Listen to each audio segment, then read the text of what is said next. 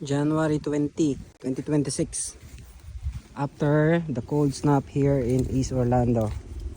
This is the other side of my garden where it's surrounded by oak trees. And look, no cold damage on my mangoes. None of my mangoes were damaged in this area. And they're planted close to each other too, so they can help each other. See, I have my rose apple here.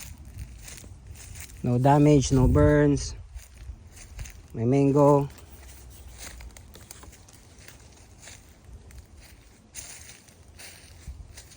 Another mango. See, not even a bit of cold burns. Nothing at all. My lychee. My purple guava. Wax jumbo. See, this is the advantage of planting under the oak trees. The only thing is they're so close to each other, so some gardeners don't like this idea. But you gotta plant where plant at least can survive, right? So the other side of my garden, that's experimental. I planted it, in the open field. They grow quicker in the open field, but if they die or if they get burned every year, what's the point, right? So here, see? These are all mango. No burns. These are seedling mangoes. They're big now.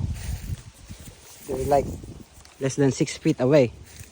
This is my Venus.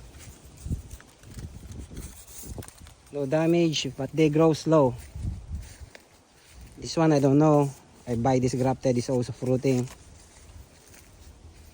This is my sugar apple.